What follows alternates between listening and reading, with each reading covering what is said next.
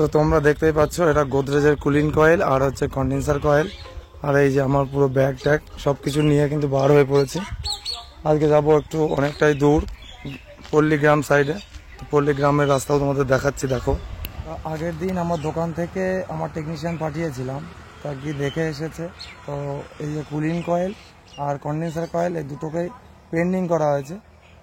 তো এটা নিয়ে আমি এখন যাব রিপেয়ারিং করতে। দিয়ে চলো তোমাদেরকে দেখাবো গিয়ে রিপেয়ারিং করবো। চলো।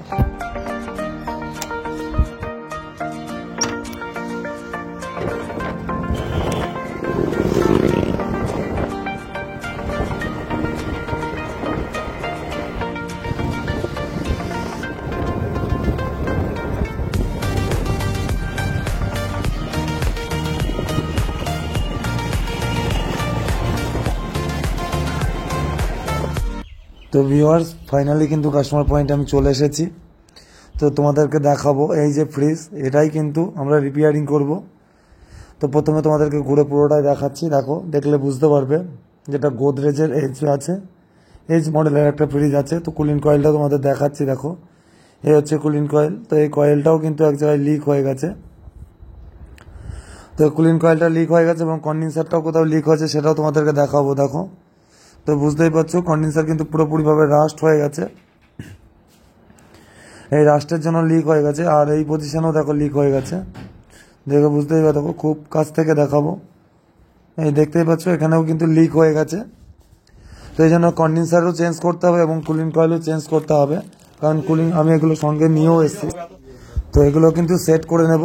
তো দেখতে পাচ্ছ বাইরে বার করে নিয়েছে এবং নতুনটা কিন্তু সেট করে নিয়েছে। আর এখানে দেখতে পাচ্ছ এই পজিশনে লিক হয়ে গেছিল।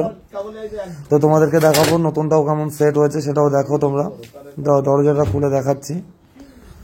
তো দেখে বুঝতেই পারছো নতুনটাও কিন্তু আমি সেট করে দিয়েছি।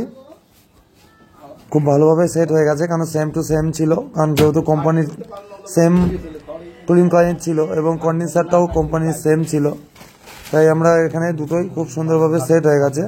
আর যে কম্প্রেসারের যে অয়েলটা ছিল, সে অয়েলটাও খারাপ হয়ে গেছিলো, কারণ যেহেতু ফুটো হয়ে গেলে জল ঢুকে যায়, সেই জন্য অয়েলটাও নষ্ট হয়ে যায়। তো আমরা নতুন অয়েল, যেটা এখানে 800 যে অয়েল আছে, এই হচ্ছে দেখো 800 অয়েল। দেখে বুঝতেই পারছো অয়েলের কি চেহারা ছিল। আর আমার কাছে যেটা আছে নতুন অয়েল, তো এটাকে আমি চার্জ করে নিচ্ছি।